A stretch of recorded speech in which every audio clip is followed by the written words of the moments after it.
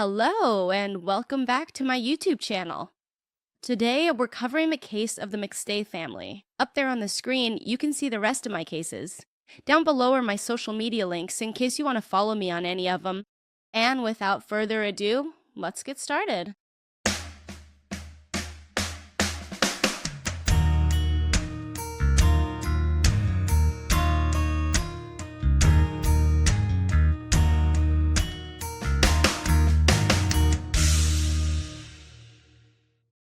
Joseph McStay was born on November 20th, 1969, in Akron, Ohio, where he grew up with his parents, Patrick and Susan, as well as his brother, Michael.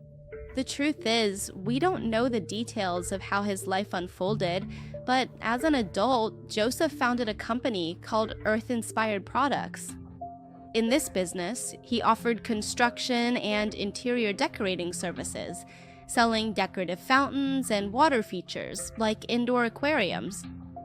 Thanks to his work, often hand in hand with real estate agencies and offices, he met Summer Martinelli, who was a real estate agent. The chemistry between them was instant, and that quickly led them to start a relationship. Summer was a different kind of woman, and Joseph noticed this right away. 3 years older than him, she was born in Los Angeles on December 27, 1966. She grew up in that city, raised by her mother, Blanche, and her older sister, Tracy. From a young age, she showed she had a very unique personality. One example of that was her name. In reality, Summer wasn't her real name, it was Virginia Lisa Aranda, but it was common for her to change it. In fact, for several years, she had lived under different names, changing them according to her tastes at different times in her life. Those who knew her described her as someone with an exotic personality, but also quite reserved. And even though she was especially different from Joseph, their relationship became serious pretty quickly, and by 2007, they decided to get married. After getting married, Joseph and Summer settled in a small duplex in San Clemente, California, south of Los Angeles. By that time, they had already had their first child, Gianni, who was born in 2006, and after moving into their new home, they welcomed Joseph Jr. in 2007. Joseph's business was doing even better in California than it had during those years in Ohio. However, this didn't last very long, because the recession and economic crisis that hit the United States around 2008 struck the business hard.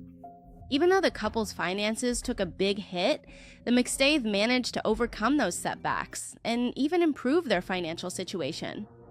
As the crisis faded away, Joseph's business became even more successful, which had a positive impact on the family's finances. Thanks to this improvement, they were able to buy a much bigger house in Fallbrook, another city in California known as the avocado capital, or as we call it here, Palta, because of its production. The 4-bedroom, 3-bathroom house needed serious renovations, so the couple had to invest about $100,000 from their savings. A few months went by before, in November 2009, around Thanksgiving, they were able to move in.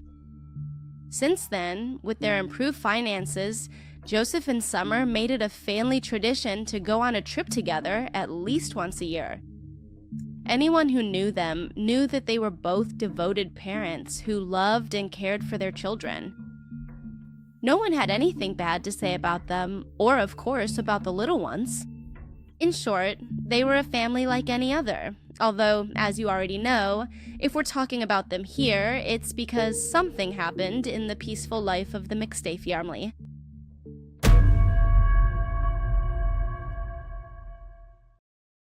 On February 9th, 2010, Patrick McStay, Joseph's father, received an email that struck him as quite odd. It was from one of his son's business partners, and in the email, he explained that Joseph hadn't been coming to the company, and they hadn't been able to reach him by cell phone or any other means. They wanted to find out if Patrick knew anything about Joseph, since that kind of behavior was not typical of him. That email made him wonder when was the last time he had spoken with his son or daughter-in-law, realizing that it had actually been several days since he had heard from them as well. Confused, Patrick reached out to Michael, his other son, to see if he had received any news or had any contact from Joseph in recent days. Michael hadn't heard anything from them either. Over the following days, the family tried to get in touch with Joseph and Summer in different ways, but got no response. By then, Charles, Joseph's other business partner, had gone to the house, and after failing to reach them or see any activity inside, he decided to call Michael himself to tell him that he needed to go to the house right away and file a missing persons report. At that point, Michael was the one who still seemed the most hopeful. For him, it wasn't so worrisome that they had left for a few days, and he hoped his brother had just taken an extended vacation in Mexico.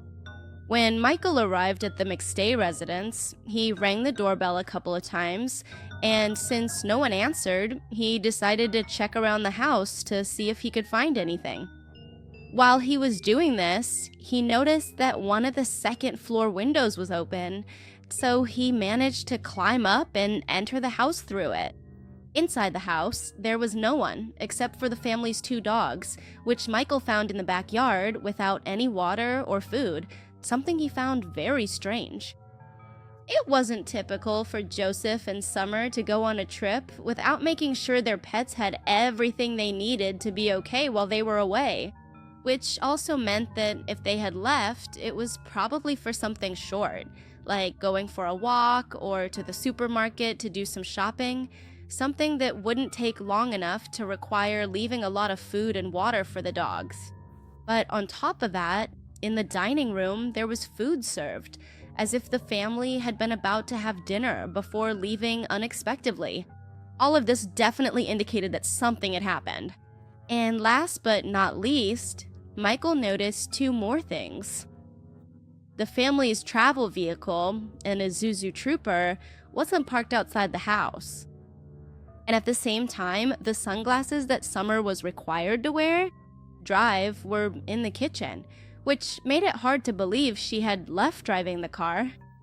For the family, what Michael thought Joseph and Summer's house was clear evidence that something strange was going on. It wasn't common for the couple to leave without telling anyone. More and more convinced that something had happened to them, they decided to report the disappearance of the couple and their 2 children to the Fallbrook police. As in so many other cases, in this one we can't say that the police acted immediately. Although a search warrant for the McStay house was requested shortly after the missing persons report was filed, it wasn't executed until February 19th, when a couple of police officers were assigned to search the family home. During the search, they found no signs that the entry had been forced. There were also no signs that any kind of fight had taken place in the house. It seemed like the family had left in a hurry and without planning it. For instance, they discovered a fresh carton of eggs sitting on the kitchen table, as if they were just about to prepare a meal, and 2 small children's bowls filled with popcorn resting on one of the living room couches. The truth was, the house was a mess. Since they were remodeling, there were a lot of things around that made it look even messier. There were wooden boards everywhere, dirty clothes were scattered around, and stuff was all over the floor. None of that, however, showed any signs of violence, but there were details like, for example, a bitten apple left on the stairs. I mean, in what situation could something like that end up there? I get that the house would be a mess, especially with 4 people living there, 2 of them being kids, but the apple just doesn't make any sense. It's like someone was going up the stairs, eating, and suddenly someone grabbed him from behind and took him away. You know what I mean? The apple fell to the floor. It was really weird.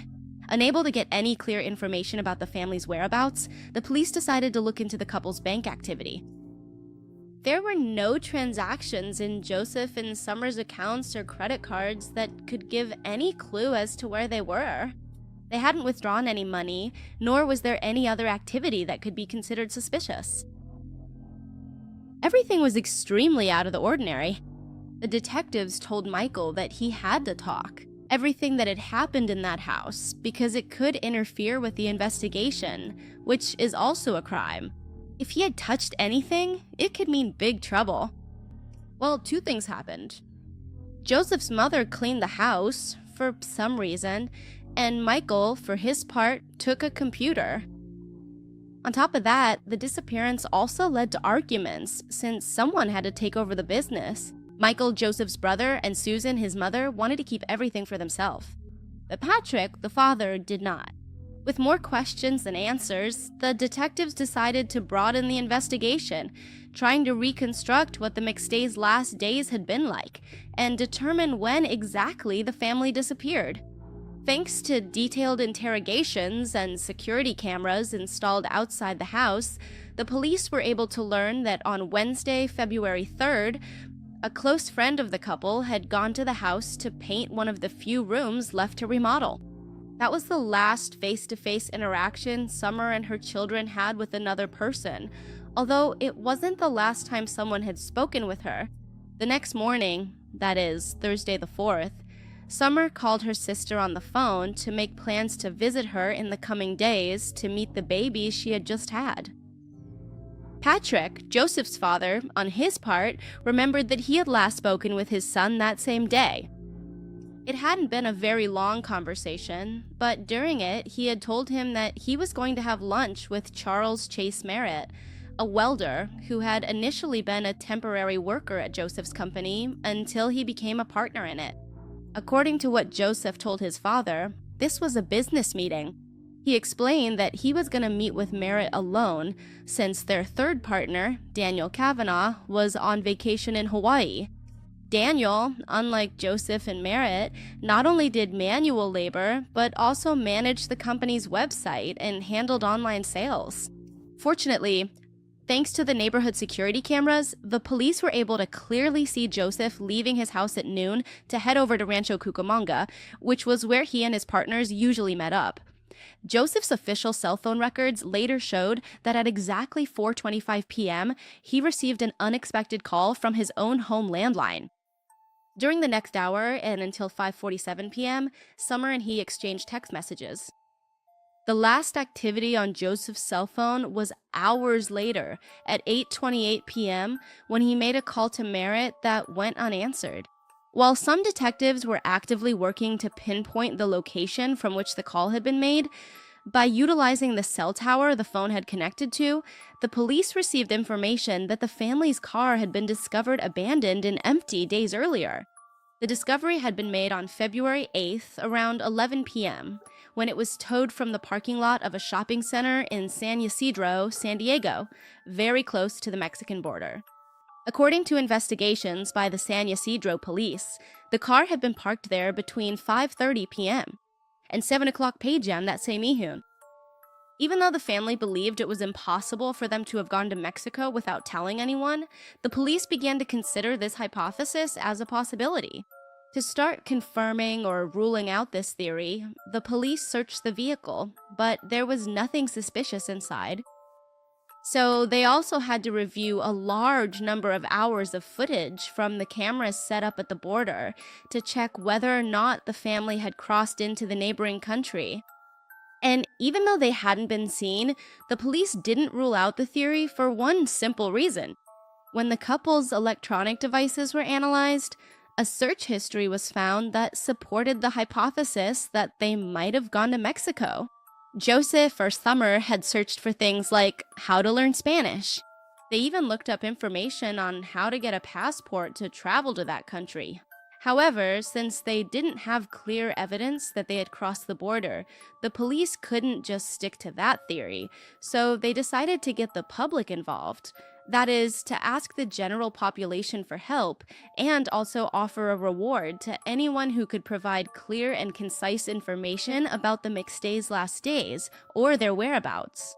On top of that, on February 23rd, Interpol issued an alert so that police authorities in neighboring countries would be on the lookout for sightings of the family. The next solid lead the police managed to obtain came on March 5th, when they received a video showing a group of people walking along the border and crossing through a kind of gate into Mexico. The video was from February 8th, almost a month earlier, around 7 in the evening, and given the characteristics of the group, it could be considered that it was the McStay family. However, the video quality was so poor that they couldn't say for sure it was them. Even so, the detectives' initial theory was gaining more and more traction. At the beginning of April, due to the lack of progress, the FBI joined the investigation, according to them to provide their resources in Mexico, where the San Diego Sheriff's investigation was focusing its search. But the FBI's efforts didn't yield any concrete results either. With hope fading, it was Patrick who called the officers to hand over a new lead in November 2010. After reading and rereading his son's emails in an attempt to find something they might have previously overlooked, he believed he had found what at first glance seemed to be some rather suspicious activity in Joseph's mailbox. Alarmed, he took that information to the police, who, after investigating the lead, concluded that it was a dead end. At that point, the entire investigation seemed to have reached a kind of standstill. There were no proofs, leads, or solid evidence. Dennis Brugos, one of the detectives on the case, stated, "Usually we find out they've gone to spend the weekend in Palm Springs, or that they've been involved in a tragic murder-suicide, but I can't recall any case where a family of 4 has just disappeared." For more than 3 years, the investigation continued in a sort of standby. It wasn't officially closed, but no one was actively working on it either. There was practically no evidence to follow up on. At least not until the fall of 2013, specifically on November 11th of that year, when a motorcyclist riding through the Victorville Desert in California found what appeared to be parts of a human skull. The place where it was found was about 160 kilometers from Fallbrook, the city where the McStay family lived. So naturally, the police tried to obtain some kind of DNA from the skull while searching the area for more remains. It took a long time before they could extract any genetic traces from the skull. However, by utilizing the detailed information from dental records, it was officially confirmed within 2 days that the skull, along with another set of bones found in the area, were indeed those of Joseph and Summer.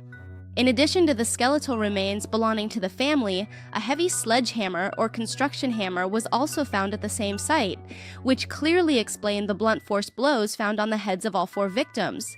Both the couple and their young children had tragically lost their lives in the exact same way, from severe blunt force trauma to their heads. And so, one of the mysteries was solved. The family was found. But that was far from being the end of the case. It still remained to be determined who was responsible for the deaths of all the McStays. With no possibility of relying on biological or physical evidence due to the passage of time, the police decided to first look into the victim's circle, reviewing the transcripts of interviews that had been conducted years earlier. Alarm bells went off when they reviewed the interrogations with Charles Merritt, Joseph's business partner. Since he had been one of the last people to see them, investigators had even given him a polygraph test in February 2010. But Charles had managed to pass it without any major issues. Still, let's remember that a polygraph test isn't really solid proof of anything. At the time, though, that had put the detectives' doubts to rest. But when reviewing the transcripts 3 years later, the police noticed that Charles had always referred to Joseph in the past tense. How so? He was my best friend. He talked about him as if he knew Joseph wouldn't be found alive. He had already come to terms with the fact that Joseph was dead. He was very sure of it. And this was even though they questioned him not long after Joseph disappeared. Focusing on Merritt and his story, it was discovered that the man had a criminal record. He had previously been in prison for breaking into private property and stealing. Of course, that doesn't necessarily mean he was capable of murdering the entire McStay family, but these facts definitely increased the police's curiosity and suspicion. With a fairly superficial investigation, they were able to discover that Charles had a gambling problem and also owed Joseph more than $42,000. For the police, a motive was slowly starting to take shape, a reason why Merritt might have attacked and killed the family. They discovered that Charles had been forging checks to withdraw money from Joseph's account, which the police theorized had pushed the man to his breaking point. When Joseph confronted him about the stolen money and the amount he owed, Merritt allegedly attacked him and his family. According to the police's theory, Charles had murdered the family and taken their bodies out to the desert, where they were found 3 years later. After burying them, he drove the family's truck to San Ysidro. They even believed that he was the one who had made the searches about Mexico on the family's computer to throw the police off track. While the police were gathering evidence against him, Merritt, in January 2014, made public his intention to edit and release a book about the family's disappearance. He claimed that Summer had anger issues and that Joseph had been experiencing some pretty strange symptoms before disappearing, suggesting that, in some way, Summer was responsible for that illness, which doctors had not yet identified. He claimed, not only in the book, but also to the police, that everyone hated Summer. Or at least Joseph's friends did, clearly trying to make her look bad. Although Joseph's family confirmed that he had been sick recently, they strongly denied that Summer had anything to do with it. It wasn't believable. What he was doing was nothing more than trying to divert attention from the real culprit. So far, the person who stands out the most in this case is Charles, or Chase as his friends and acquaintances called him. However, there are other details that gradually came to light, which to this day cast doubt on everything that happened during the trial. In fact, Joseph's family did some strange things. Like I mentioned before, cleaning the house and taking a computer before any evidence could be collected from the scene is odd. It's questionable. And what was most questioned during the trial was that Michael claimed he took the computer with the sheriff's permission. But on the police department side, they said that no one had given him that permission. No one had allowed him to take the computer. Besides, you can understand that it's something pretty important.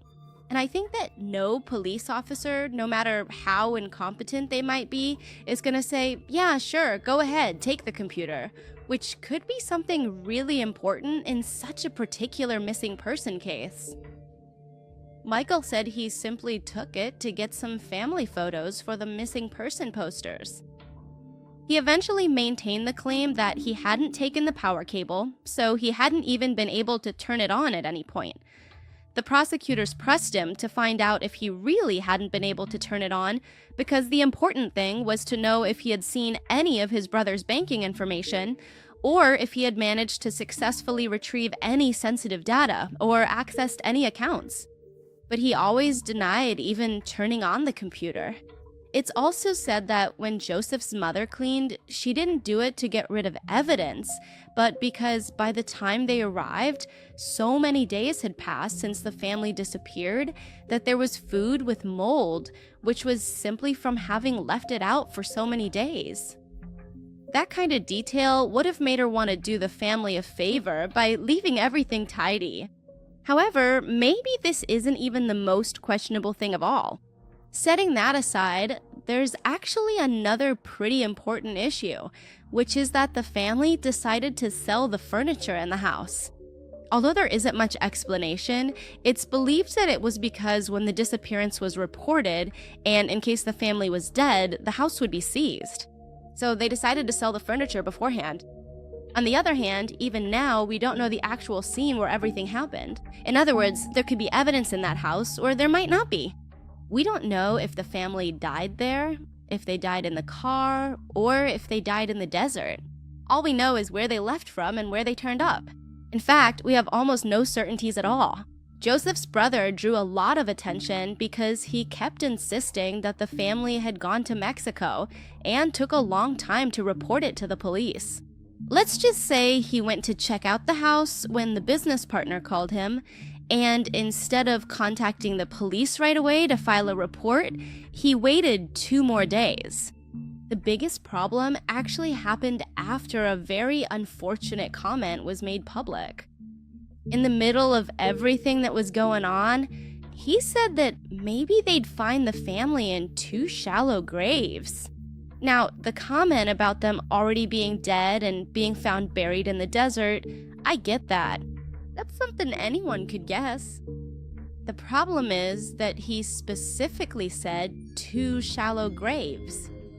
considering there were 4 family members, and honestly, they could have all been piled into any random hole. There's no reason to be that specific. This made a lot of people debate, even now, the outcome of the trial we're about to see. Another pretty important topic is Dan Kavanaugh, who was also a suspect in the eyes of the internet, but not in the eyes of the law. Dan wasn't just a partner or a temporary worker at the company. He had a bit of a reputation as a hacker. Honestly, I'm not the kind of person who sees someone who's good with technology and immediately thinks they're a hacker. But in this case, there are reasons for that label. First of all, Dan helped improve the company's website.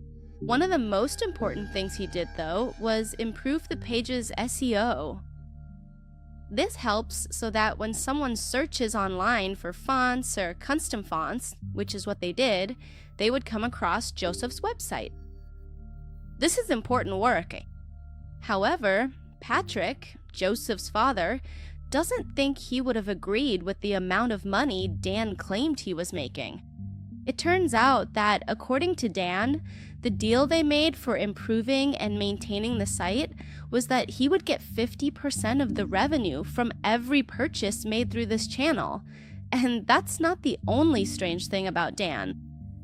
During the trial, he was supposed to appear as a witness, but he never showed up. He disappeared for 5 months, which is how long it lasted. It was said that he was in Hawaii. There are photos of him in Hawaii on Facebook, so everything seemed fine at that point, but he really should have been at the trial. They weren't even going to charge him. He was just a witness, and yet he still didn't show up. Charles's defense tried to contact him by every possible means. They wouldn't give him his address or any information about where he was, and they even hired a private investigator to try to track him down, but it was impossible. What I'm about to tell you didn't come up at the trial. The jury didn't know about it. But while evidence was being gathered, Dan's ex-girlfriend came forward to give a statement to the authorities. Tracy, the ex-girlfriend, sat down and started telling a story in which Dan was the killer of the McStay family. She said that he confessed to her that he had killed them, that he had raped Summer, and that while that was happening, he told Joseph to take his kids and go for a walk. The rape allegation is possible because Summer was found without pants or underwear. However, so much time had passed that a DNA examination was basically impossible. And there are several problems with Tracy's testimony. First of all, she seemed to have substance abuse issues and therefore wasn't very reliable. But there were also strange details that didn't match the evidence. For example, there's a detail in the story where Joseph leaves with the kids because the killer asked him to. The reality is that if he had let him go alone, he would have called the police. Obviously. So this isn't believable. Some people believe that these details actually come from Tracy not wanting to tell the whole truth, in which she might have been involved as an accomplice. Since they didn't believe her, this information wasn't used in the trial, and on top of that, Dan didn't show up for months, so they had no way to use any of it. On the other hand, Dan used to say that he was a partner in the company, not just an employee, and that therefore he was entitled to a share of it. Patrick never believed him, but somehow Dan managed to sell the company to IIP in 2011. During the trial, it was later revealed that Dan made $200,000 after Joseph's disappearance, so all of that worked in his favor. Once the docuseries about the case came out, Dan rose from the ashes to tell his side of the story. But something that stood out was that he himself admitted that he had accessed Joseph's PayPal accounts. In other words, he had access to this man's financial accounts, which is exactly what he was accused of. At first, Charles was accused that since he had access to Joseph's accounts, he could do whatever he wanted and could take money out. Despite everything I just mentioned, there's still the fact that Charles acted suspiciously more than once. And there are things that, even today, we simply can't explain. And more importantly, Charles doesn't have an alibi. Everything we know comes from his girlfriend. She says that Charles got home during the day, after the meeting with Joseph, and that he was around for the rest of the night. But there are parts that don't make sense. She claims that Joseph called Charles while he was at her house, that they talked for a while, and that she saw all of it. However, there is no record of such a call in the phone logs. On Charles's phone, the call doesn't show up anywhere, as if it never happened, but it was found on Joseph's phone. How is that possible? They figured that Charles called himself from his partner's phone, but only for a few seconds. He didn't even answer, just so there would be a record of it, which didn't work out for him. Finally, there are several calls made by his girlfriend to Charles's cell phone. According to her, he had gone to work at the clubhouse, which was less than 100 meters from his house. And for 3 hours on the day the family disappeared, he didn't answer the phone. But she said that didn't worry her. The problem is that during those hours, Charles's cell phone was either turned off or had no reception at all, since it didn't ping any of the nearby towers. During the trial, it was questioned why the woman didn't go check what he was doing, or where he was exactly, or rather, why she wasn't worried that he didn't answer the 5 or 6 calls she made to him over those 3 hours. The prosecution also noted that Charles had withdrawn cash from the casino, which led them to believe he had a gambling problem, giving him a pretty strong motive for wanting someone dead against his partner. And what ultimately closed the case were the checks. In Joseph's account records, it was possible to see how he created several checks and deleted them from the system one by one. It's questionable whether it was really Joseph or someone using his account. Charles responded to this by saying that when they saw each other that last day before he disappeared, his partner gave him several blank checks, that this was the explanation, and that Joseph had created them, not him, which nobody believed. We don't know any more confirmed details about Joseph's brother or Dan, simply because they weren't considered suspects. So there was no reason to investigate them. The case was solved. All that was left was to take Charles Merritt to trial and convict him. The police were then able to gather the necessary evidence to arrest him almost at the end of 2014, just under a year after the family's remains were found. So on November 5th, officers from the San Diego Sheriff's Office arrested Charles Merritt. The crucial and definitive piece of evidence that finally enabled investigators to request an arrest warrant was a DNA sample recovered from the McStay family's truck. That specific sample was found to be a perfect match for Merritt's DNA. Officially, on November 7th, the suspect's arrest was announced, along with charges of 4 counts of homicide for all the family members. The trial was delayed quite a bit because this man kept firing his lawyers. Just to give you an idea, by 2016, Merritt had already had 5 lawyers, and the situation continued like that until January 2018, when the trial was scheduled for February 23rd of that same year. Although the trial was postponed 2 more times until it finally began on January 7th, 2019, the proceedings lasted 50 days. And the jury's verdict found Merritt guilty and recommended the death penalty to the judge. So on January 21st, 2020, Charles Merritt was sentenced to death. Merritt is currently on death row, which refers to the legal process and the period of time where the sentence still hasn't been carried out. So right now, he's currently biding his time at San Quentin State Prison in California for the sentence to finally be officially executed by the state. As of today, he's 62 years old. The biggest problem with this case is the sentence itself, because if it's wrong, Charles will die while the real killer or killers remain free. Obviously, there are a lot of things working against him, everything I've already explained to you. The documentary that was made, this docuseries you can watch online, in which he's basically the main character, really does seem, for the most part, to be on his side. Still, it did give us some things that make you question what really happened, leading to 3 different theories.